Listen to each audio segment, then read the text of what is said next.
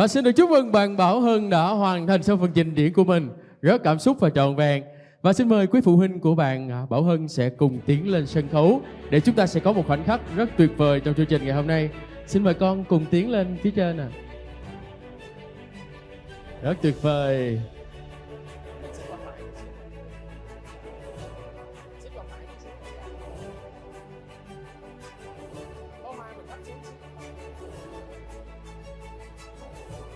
Và xin mời tất cả quý vị chúng ta cùng dành một tràng pháo tay thật lớn để chúc mừng cho phần trình diễn của bạn Bảo Hân.